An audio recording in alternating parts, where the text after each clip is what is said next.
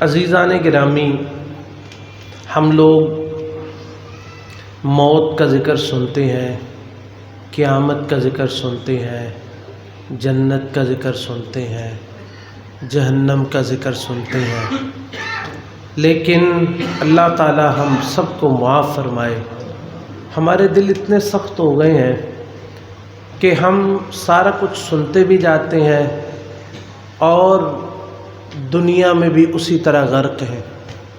اسی طرح دنیا کے جمیلوں میں پڑے ہوئے ہیں، اسی طرح ہمارے معاملات ہیں۔ ہم لوگ اللہ کی عبادت کرنے میں دلچسپی نہیں رکھ رہے، ہم لوگ جھوٹ نہیں چھوڑ رہے،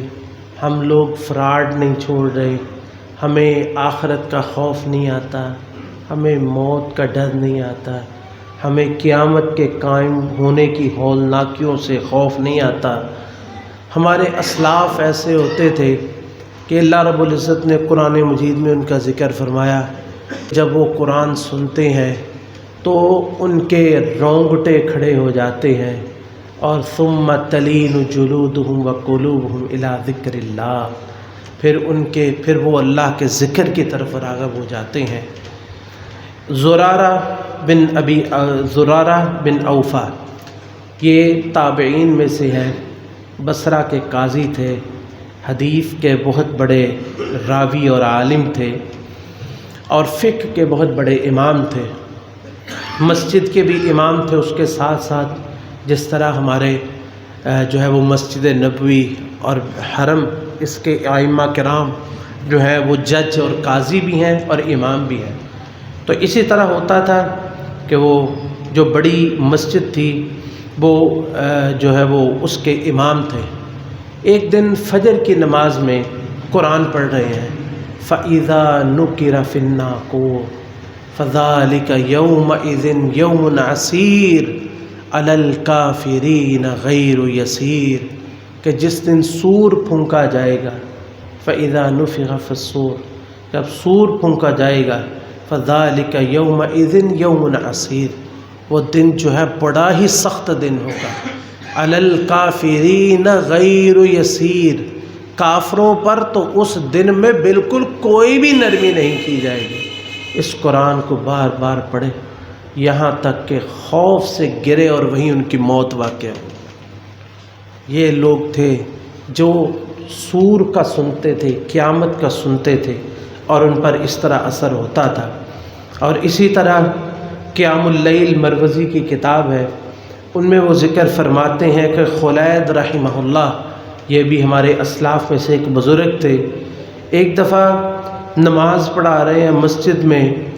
اور قرآن کی آیت آئی، کل نفس ذائقۃ الموت، کل نفس ذائقۃ الموت، ہر نفس نے موت کا ذائقہ چکھنا ہے۔ ایسا وہاں پہ خوف طاری ہوا، اس کو دل کی گہرائیوں سے بار بار اسی کو پڑھنے لگے، یہاں تک کہ مسجد کے کونے سے ایک جن کی آواز آئی کہ حضرت بس کر دیجئے، یہ اس آیت کو بار بار دہرانے سے ہمارے 4 جنوں کی موت ہو گئی ہے، 4 جنوں کی موت ہو گئی۔ اس وقت انسان جیسے تھے جن بھی ویسے ہی تھے، تو ہمارے ہاں ہم جیسے ہمارے انسان ہیں ویسے ہی ہمارے ہاں جن بھی ہے، اچھے برے ہر جگہ پہ۔ لیکن اگر وہ لوگ اللہ سے ڈرنے والے تھے تو اس وقت کے انسان اور جن، ظاہر بات ہے ایک ہی وہ زمانہ تھا، وہ بھی لوگ اللہ سے اسی طرح ہی ڈرنے والے تھے۔ اور اسی طرح اسی کتاب میں امام مروزی